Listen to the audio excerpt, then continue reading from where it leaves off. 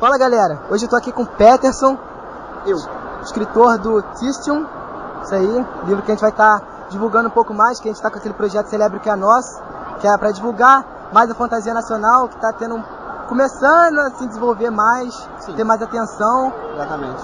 E queria que você falasse um pouco mais sobre o livro. Muito bem, vamos lá. O Thistion ele surgiu nas mesas de RPG. Foram anos como narrador, criando histórias. E ele surgiu da minha necessidade de contar uma história que fosse do meu jeito. Uma história que tivesse uma pegada que eu sempre gostei de encontrar. Acho que a principal motivação para escrever um livro é escrever uma história que você gostaria de ler, né?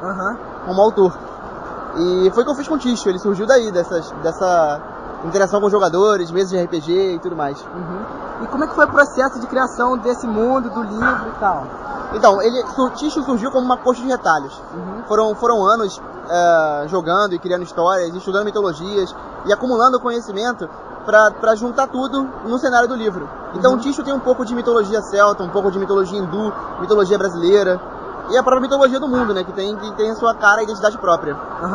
E assim, eu vi, lendo um pouco mais sobre o livro na internet, eu percebi que ele tem um pouco de elementos químicos, que na própria sinopse lá da página no Facebook, fala que na magia nada se cria, nada se destrói, tudo se transforma. Sim. E é uma das grandes frases da química, né? Sim. E existem outros elementos químicos ou físicos no livro? Sim. A gente tem uma abordagem não científica, mas a gente fala de diversas áreas do saber humano. Então a gente fala de filosofia, fala de química, fala de física, de história. Não posso contar muito para não dar spoiler, mas o principal inimigo, o oponente de verdade do livro é uma criatura que é muito ligada a esses princípios químicos, princípios físicos.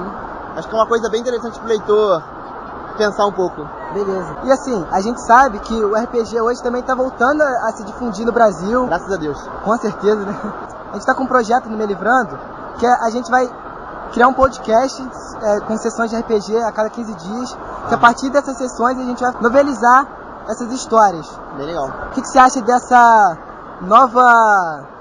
como posso dizer? Dessa nova tendência, porque já existem alguns outros livros desse mesmo estilo, né? que nasceram de aventuras e campanhas de RPG. Bem legal. Eu acho que toda tentativa de incentivar a leitura, ela é válida. Eu jogo RPG desde que eu sou bem pequenininho, sabe? Bem criança mesmo. E eu já vi o quanto ele modificou e transformou a vida de muita gente. Porque a galera que costumava jogar antigamente era um pessoal muito introvertido, aquele pessoal muito isolado. E o RPG, ele tende a unir as pessoas, sabe? Tende a criar grupos.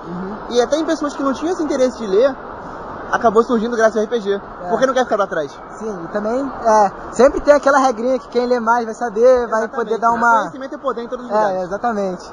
E, bom, só pra finalizar, como é que você acha que está o mercado nacional de fantasia atualmente? O mercado nacional de fantasia, ele ainda é um tanto quanto fechado, mas tende a crescer. Eu tenho acompanhado a galera independente pela internet, muito pessoal muito bom surgindo, muito bom mesmo, que só falta saber aquela oportunidade para estourar, porque a oportunidade infelizmente não aparece para todos, mas o talento tá por toda parte. Então é só a ideia dele aparecer no lugar certo, na hora certa, que essas pessoas vão ter e estourar.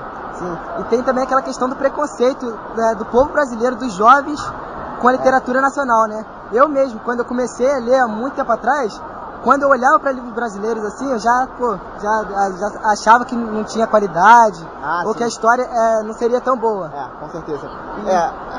Costumam contar que o autor nacional ele tem que ralar o dobro para ganhar metade do reconhecimento. Claro. E é um pouco de verdade, porque o público ainda torce um pouco o nariz para publicações nacionais, né? E o que é uma grande besteira, porque a gente tem livros bons aqui e tem livros ruins lá fora e vice-versa. Eu acho, já vou polemizar aqui agora, que grande parte desse preconceito se dá ao fato de escolas passarem livros muito complexos, até para uma criança conseguir assimilar todo aquele conteúdo e, por exemplo, livros que possuem metáforas muito fortes, que a criança vai ler aquilo, não vai jovem ter mesmo, ideia. Né? Jovem. Então, para complementar a sua polêmica, eu postei esses dias num grupo de fantasia no Facebook uma carta aberta do Edgar Rice, que é o autor do John Carter e Tarzan.